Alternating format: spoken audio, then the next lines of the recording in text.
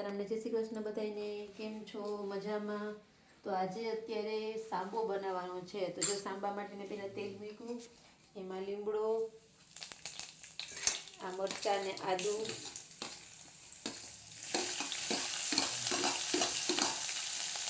પછી આપણે એમાં ટમેટા નાખીશું.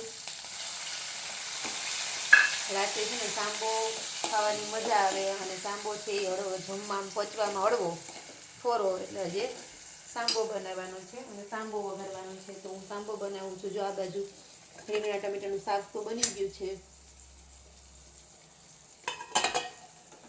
સાંબો બનાવી લઉં. સાંબો બની જાય પછી રોટલી બનાવશું આપણે.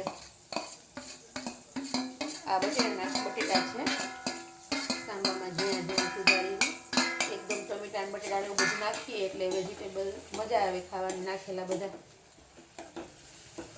પછી એમાં આપણે ધાણા જીરું નાખશું,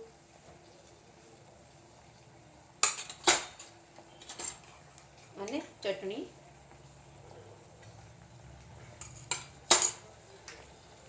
અને ટેસ્ટ પ્રમાણે મીઠું નાખશું, અને એમાં નાખશું લીંબુ.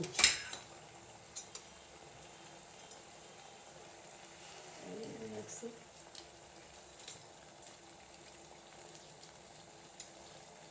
જેવું ખાટું આપણે ખાતા હોઈએ એવું એટલું લીંબુ નાખવાનું. પછી એને એકદમ મસ્ત હલાવવાનું.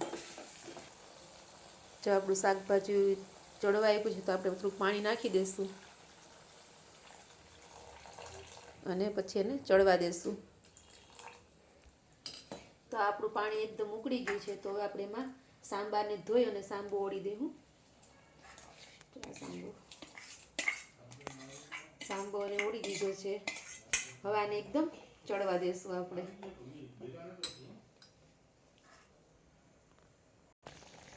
જો આપણો સાંબો ચડવા માંડ્યો છે તો આપણે એમાં થોડી ધાણા ભાજી એડ કરી દઈએ.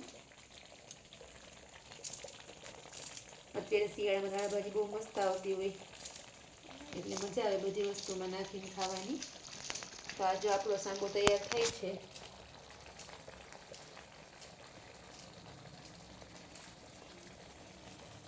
અને સાંબારની હારે હારે આપણે એક બાજુ રોટલી પણ માંડી દીધી છે, તો રોટલી પણ થાય છે.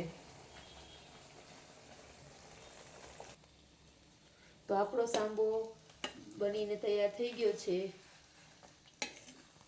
તો સાંબો કોને કોને ભાવે એ મને કોમેન્ટ કરીને કહેજો. અને રાત્રે જમવામાં સાંબો કોણ કોણ ખાય છે એની પણ કોમેન્ટ કરીને મને કહેજો. તો હવે સાંબો તૈયાર થઈ ગયો છે અને રોટલી બનાવીને જમવા બેસવાનું છે. તો જો કોઈને સાંબો ખાવો હોય તો આવી જાઓ, અને મારો સાંબો કેવો લાગ્યો છે એની કોમેન્ટ કરજો. તો પછી મળશું આના પછીના વિડીયોમાં. ત્યાં સુધી આવજો.